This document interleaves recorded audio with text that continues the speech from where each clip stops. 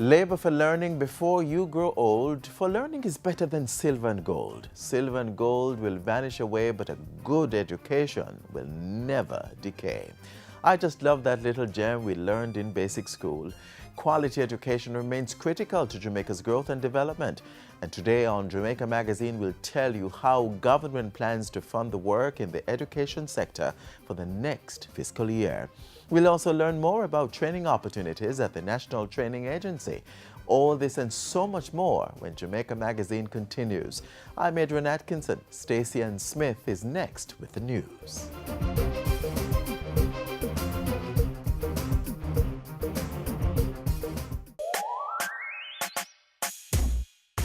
It's camera, action. Get ready for Jamaica Film Festival 2015. From July 7 to 11, venues across the corporate area will be showcasing the historic, dramatic, comedic, and animated sides of Jamaica. More than 300 minutes of showtime, some 15 films, 4 days of experiencing the talents of local actors, scriptwriters, and directors. Gear up as international film investors invade the country to watch Jamaica. For more on Jamaica Film Festival 2015, contact Jamaica Promotions Corporation JAMPRO by phone or email.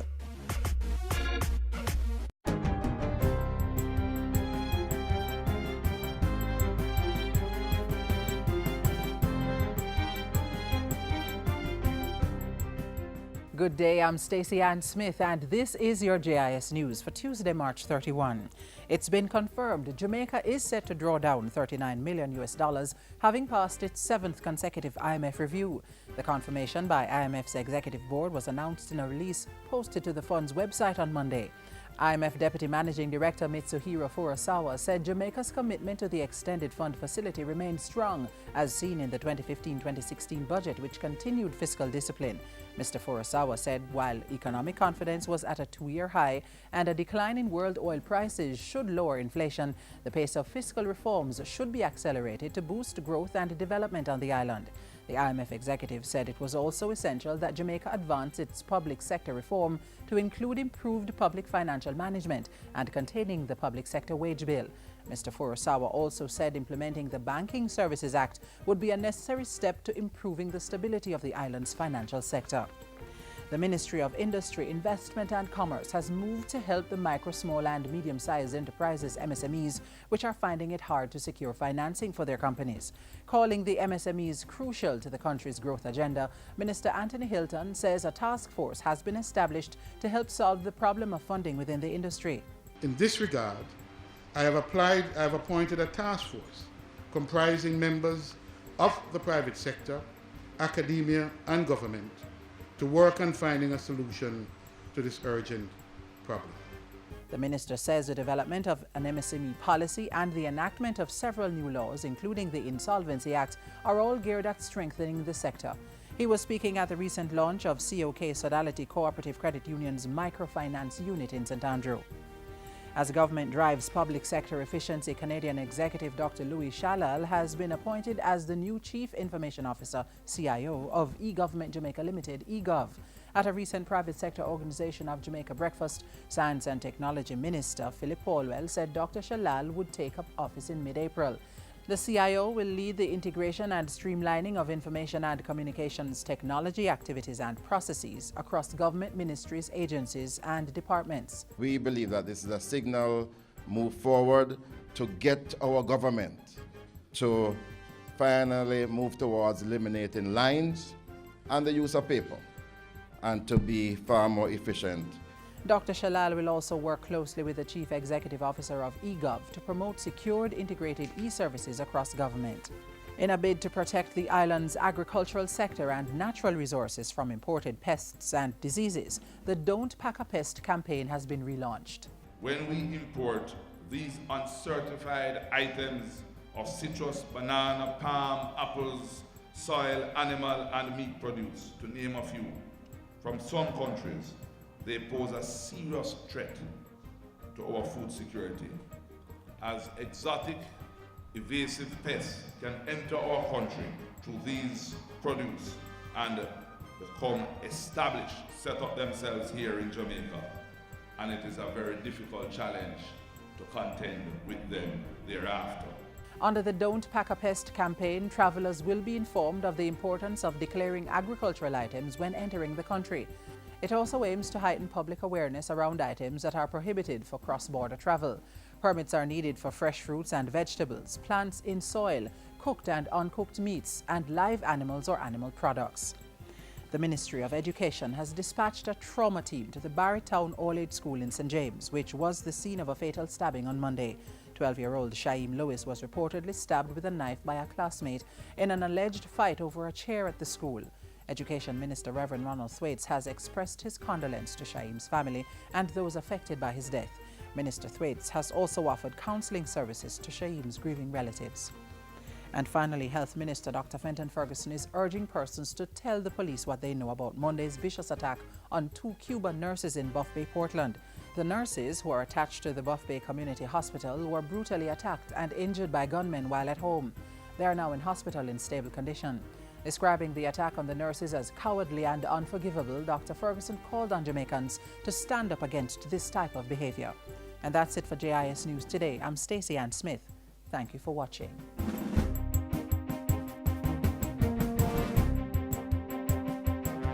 Sometimes when I get the money, it just come in handy, just when I need it. If you have a difficulty sending your child to school, if you have a disability, if you've just given birth, or you're an adult and out of work, PATH can help you. The Program of Advancement through Health and Education, PATH, has helped more than 371,000 persons. Don't be a statistic of poverty. Get help today. To apply for assistance through PATH, visit the Ministry of Labour and Social Security office in your parish. The 2015-2016 fiscal year begins tomorrow, April 1, and that means the start of a new financial cycle. The budget for this period includes money to fund the programs in the education sector. The ministry actually received the second largest allocation this year. Learn how these funds will be used next.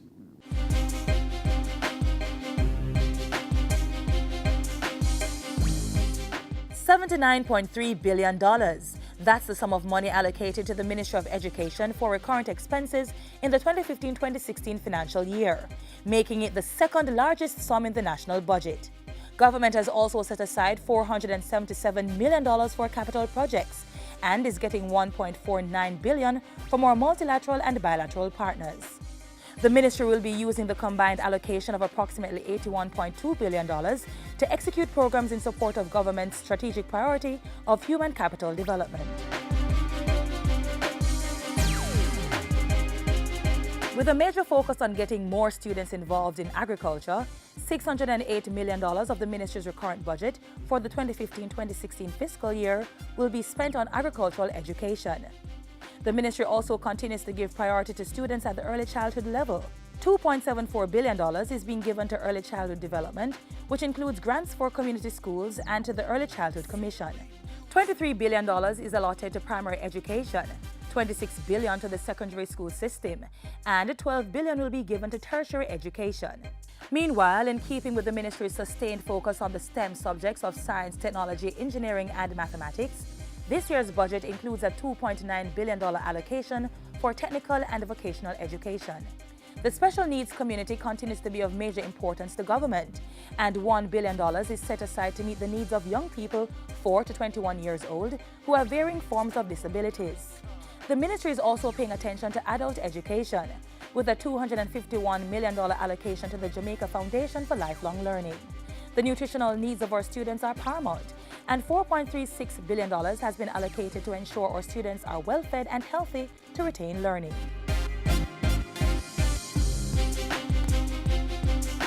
Much will also be done in fiscal year 2015-2016 to add to or improve the education sector's long-term physical assets.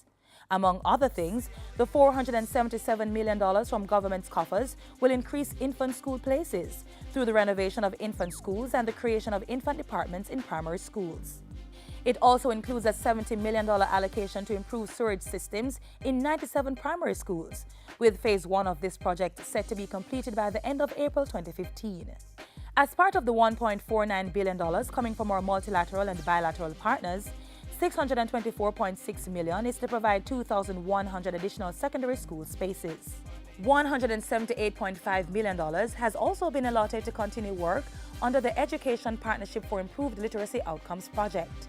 Funded by the United States Agency for International Development, USAID, it's meant to enhance educators' competence in the teaching of phonological awareness, phonics, and vocabulary. The rest of this donor funding will cover initiatives such as the creation of child-friendly spaces in all schools by ensuring a safe physical environment, construction activity in 12 primary schools to increase capacity by 5, 170 places and expansion and upgrading of the University of Technology to enhance that institution's capacity. The Ministry of Education, well equipped for the 2015-2016 financial year, ready to create an environment that's conducive to the learning needs of all Jamaicans.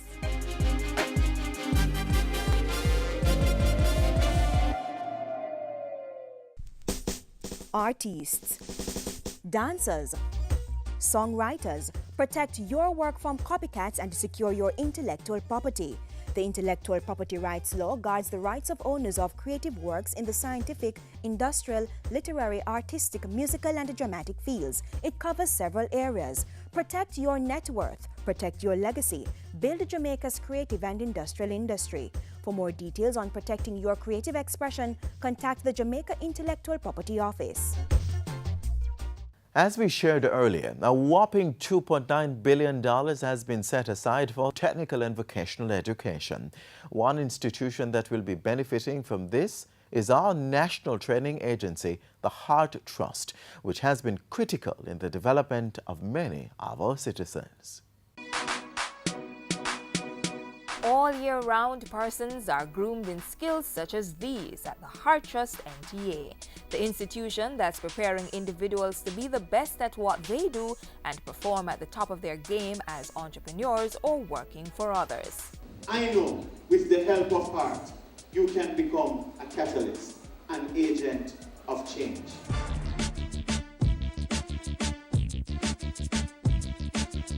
With over 29 training locations across the country, the Heart Trust NTA continues to effectively improve human capital development, providing training in a variety of vocations to anyone seeking to advance his or her career options. And to increase the awareness, the government's national training agency has, over the years, hosted several open days and career fairs. In November 2014, we caught up with them on the St. James Methodist Church ground in Clarendon. We had a career information session for the students from the high schools, just speaking to them about career development, professionalism in the workplace, and really what is expected of them as they go through life and entering the job market. Students and school leavers weren't the only ones targeted. Those who may be a little older and think that life is finished for you, I want you to know that Heart Trust is there to help you to create a career path so that you can be involved in community development. Some of the Heart Trust options: a career in early childhood care development and education, apparel and sewn products, and motor vehicle repairs. The St. James Methodist Church ground in Clarendon was covered with eager students showcasing their skills.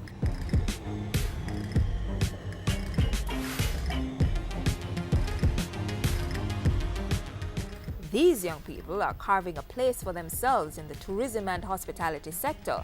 They're not to be outdone by their peers who've mastered commercial food preparation, welding, electrical installation, and information and communications technology. We have learned so much. We have learned about movie editing. We have learned about conducting interviews, how to video persons. We have learned to make flyers. It's a very interesting course. And it's not just about videoing. You can go into the production. You can do radio. You can work in the radio field. You can do a lot of things with this course. As the Heart Trust continues to train and send out qualified skilled workers, it is contributing to the development of a productive and competitive workforce, essential for economic growth and job creation. I urge you, I beg you, I encourage you, I motivate you. Let Heart give you wings with which to fly. Who knows who you will become? Who know what you will do to affect this country? Who know where your skill will take you? You could change this country, or you could indeed change the world. For more information on courses offered by the Heart Trust NTA, log on to their website heart-nta.org or call 929-3410-8.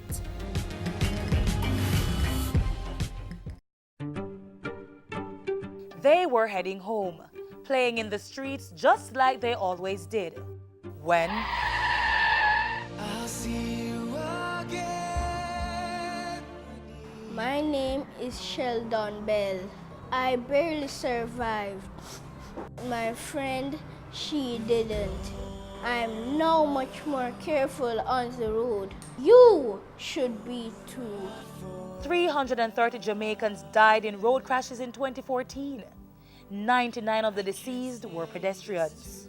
Road users, obey road rules. Walk, drive, and ride with care. Remember, road safety begins with you.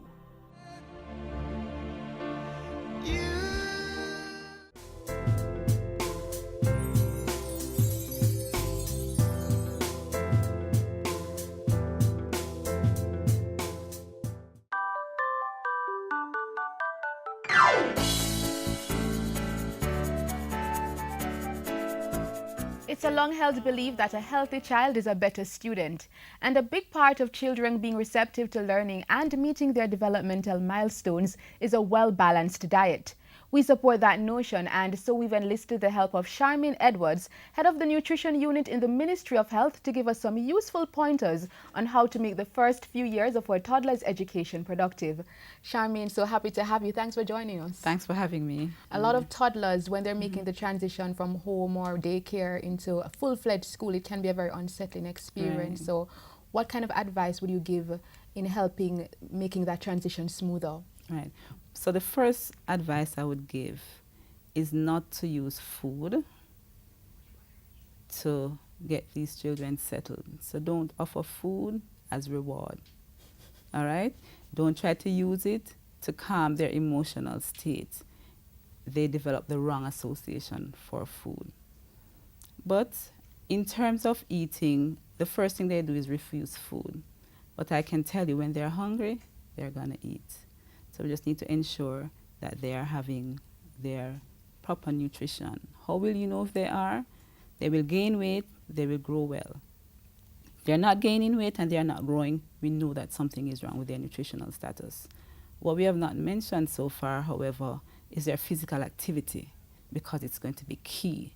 Because obesity, and childhood obesity in particular, is becoming really important in the Caribbean and in the world in general. So we need to ensure that they are active participants.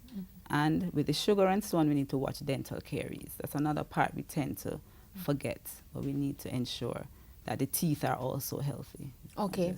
But as also part of the nutrition, as we wrap up soon, is in terms of the fact that when they're moving on to a full-fledged school, the parent is not around all day. So even though they might give them their lunches, because I remember when I was younger, and my mom gave me like a bun and cheese, and when I went to school, I'd give it away. Right. So how can a parent ensure that their child at school is eating properly? Right. And so it brings me to 2 points. The first one is going to be children share a lot. It's in their nature. So you might give away your lunch and eat somebody else's lunch. They are like that. So once all our caregivers are aware of the healthy options that are available, then you shouldn't worry too much. That's one.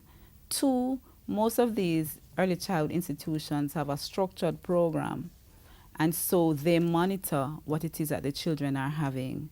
I know that the Early Childhood Commission has developmental officers, and they have inspectors that go around to ensure that they adhere to the standards that have been set. So I wouldn't worry too much in that setting, that is a more controlled setting, even than when you get to a primary school level per se, when the children are free to choose at that point. But children 3 to 4 are generally starting their independence. They want to feed themselves. And so the environment is controlled. So once the environment is controlled, then we shouldn't have to worry too much. Okay. Any last tips?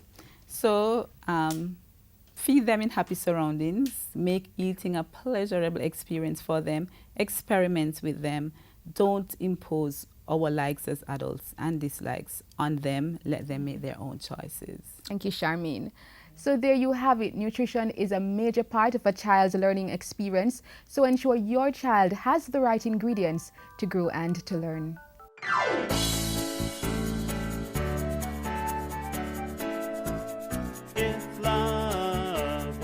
Last year alone, we had to investigate 4,000 cases of child abuse. So this is a serious matter. But what helps is when you talk about it. When children are killed and then the community said, boy, them did suspect something did go on.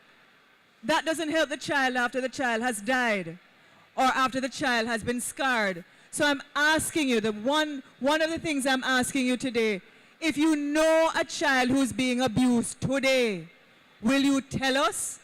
Please, if you tell us, it can save a life. That's Youth Minister Lisa Hanna in a recent session, Pandikana, with some young people at the Halfway Tree Transport Centre. Here's only the latest in a continuing flow of appeals to safeguard our nation's children. Listen to the voices, crying to be free. Can we be the promise that we promised to be? Love and understanding are better than a war. People just laughing cause they've heard it before. We, the adults, are supposed to blame because to overgrow kids. It's not like first time when me get eye on your one and you. So everybody busy with them own individual. So the whole system break down. That's why we have so much child abuse. You understand me? We can see what this nation has turned to when it comes to kids. You have pedophile out there. You have all kind of different offender out there. And molesting the kids them. I'm a father with many and also grandchildren. And to be honest, I wouldn't want nothing to happen to my kids or grandchildren.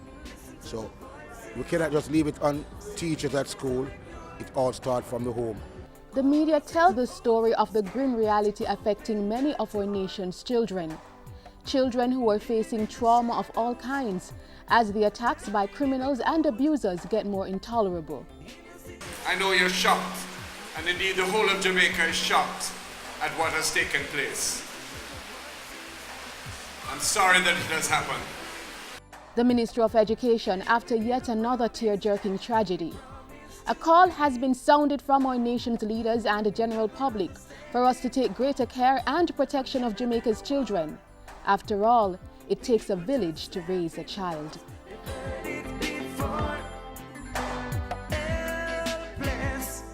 It is sad for every time you hear a child murdered. And it's happening one too many every time.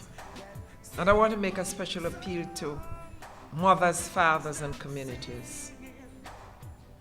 Our children are our future. Had I been murdered, Jamaica would not have had today the first female prime minister. The other leaders were murdered. Jamaica would not have benefited from them. As the Prime Minister makes it clear, our future development and success rests in the young ones of today. So it is up to us to make the difference. It is up to us to speak out against societal ills, particularly among our youngest and most vulnerable. We can start by being more vigilant. Being vigilant in educating our children of the do's and don'ts of talking with strangers, letting them, assuring them that even persons who are very close to them in terms of family members, neighbors, everybody, can be a danger. So we have to teach them to protect themselves, to be aware of all the signs that can endanger their lives. And even as the community is encouraged to play a role, the government, through its various initiatives and programs, is ensuring that all avenues are utilized to safeguard our children. The Office of the Children's Registry, one of the agencies responsible for this, is committed to the cause and continues to be vigilant. We all have a role to play in safeguarding our future. Therefore, I encourage all adults to become positive role models to our children. You are called upon to set the right examples by dealing with the challenges in a rational and caring way. You are also responsible for the overall well-being while giving care to our children. Therefore, you must become aware and remain alert in identifying and dealing with the signs such as child abuse, all the various forms including neglect, child labor, child trafficking, physical abuse, sexual abuse. And so I do encourage you, go to our website at www.ocr.gov.jm. Learn more about the roles of the OCR, how you can become a partner. Let's care and protect, not harm and neglect our children.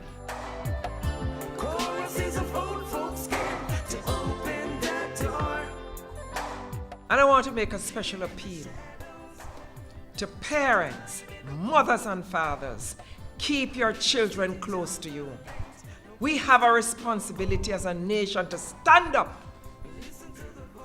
for the protection of our children.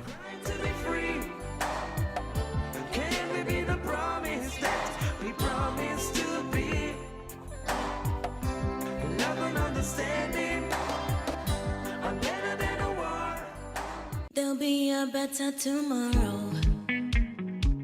There'll be a better tomorrow. There'll be a better tomorrow. There'll be a better tomorrow.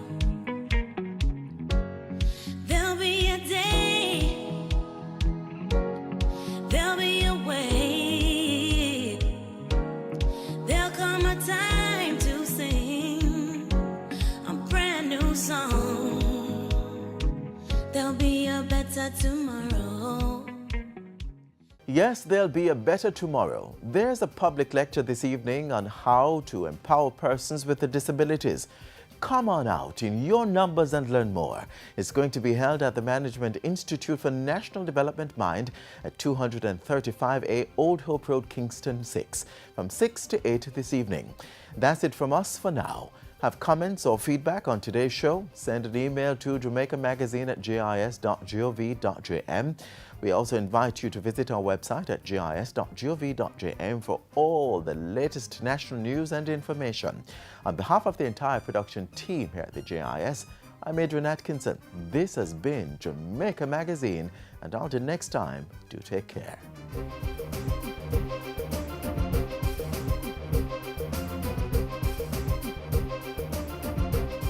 This has been a production of the Jamaica Information Service, the voice of Jamaica.